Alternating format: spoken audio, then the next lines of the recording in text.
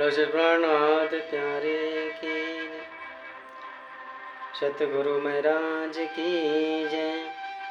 धाम के धनी की जय। श्री कृष्ण कन्हैया लाल की जय। जाको नामो रसना होसी कैसी मीठी हका,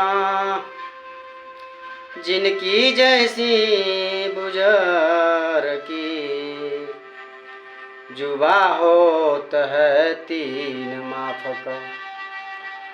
श्रृंगार 16 का पहला पृष्ठ। इस कथन से यह स्पष्ट है कि अक्षरातीत से अधिक मीठा बोलने वाला इस संसार में कोई नहीं हो सकता, न कोई हो सकता, न होगा। धाम धनी का यह सहन नहीं है कि कोई भी किसी भी कीमत पर कटु वाणी बोले।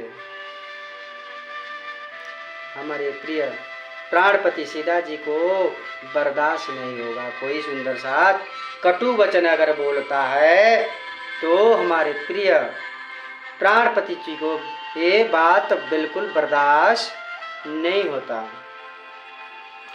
ए हम सहाय ना जावही, कह रहे हैं हमसे ऐसी बात सहाया नहीं जाएगा। ए हमें ऐसी सहाय न जावही, जो साथ में कहे कोई कटुक वचन। वेद का कथन है कि मैं मधु के समान मीठा वाणी बोलूं, मधु के समान मैं मीठा वाणी बोलूं और मेरा हृदय में मधु के समान मधुर हो जाए। मैं मधु के समान मीठा वाणी ही बोलूं। महाभारत में वाणी के संबंध में कहा गया कि व्यर्थ बोलने की अपेक्षा मौन ही अच्छा है, मौन रहना ही अच्छा है। यह वाणी के प्रथम विशेषता है। सत्य बोलना वाणी की दूसरी विशेषता है। प्रिय बोलना वाणी की तीसरी विशेषता है। विशेषता तथा धर्म के अनुकूल बोलना वाणी की चौथी विशेषता है। वचन रूपी बाण जब मुख से निकलते हैं तब उनके द्वारा विधा गया मनुष्य दिन रात शोक में डूबा रहता है। जब कोई कटु वचन बोल देता है तो उसकी कटु वचन से वो पता नहीं कितने अपने जीते जी, जब तक जीता है तब तो कोई दिल में लेके पिरोता है, फला ने हमें ऐसा बोला था। क्योंकि दूसरे के मर्म पर आधारित करते, इसलिए विद्वान पुरुष को किसी के ऊपर वाणी रूपी बाण का प्रयोग नहीं करना चाहिए, कभी नहीं करना चाहिए।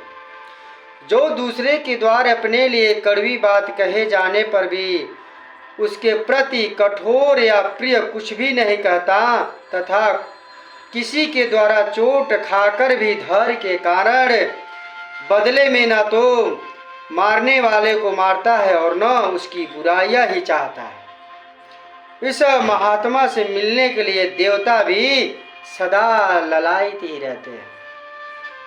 अर्थात ये हुआ कोई हमारी बुराई कर रहा है तो करने दो, उसकी उतना ही क्षमता है उसकी बुराई करने के लिए। वही हमारी बाणी कह रहे हैं। सुंदर साथ इसे रहने में हम लोग को बहुत कुछ सीखने को मिलेगा, बहुत कुछ सीखने अगर हम सीख लेते हैं। ये राज्य की ही मेहर है और ये राज्य की ही मेहर है कि हम दो शब्द आप लोगों को कह रहे हैं। बोले श्री प्राणनाथ प्यारे की जय। सतगुरु महाराज की जय। ब्रह्म ज्ञान के साथ साथ जिनके हृदय में प्रेम भरी मिठास की वाणी होती है उनसे स्वप्न में भी अलगाव नहीं रखना चाहिए, क्योंकि उनके दर्शन मात्र से ही नेत्र शीतल हो जाते हैं। ऐसे साधु संत महात्मा बहुत कम पाए जाते हैं। ये तो कलयुग है, यहाँ पे तो लाखों करोड़ों में कोई कोई होंगे, वरना हर जगह बस प्रेम के नाम पे पैसा है, पैसा है तो प्रेम है, पैसा नहीं है तो आपका कोई मायने अस्तित्व नहीं है। यही कलयुग की सच्चाई है।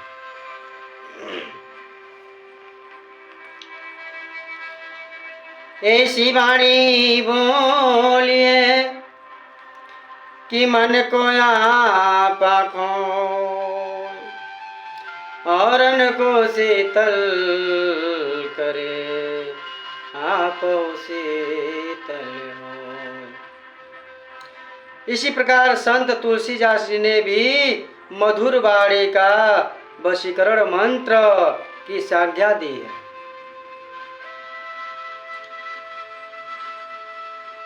तुलसी मीठी बचन से सुख उपजत चहु और, वशीकरण यह मंत्र है तजी दो वचन कठोर।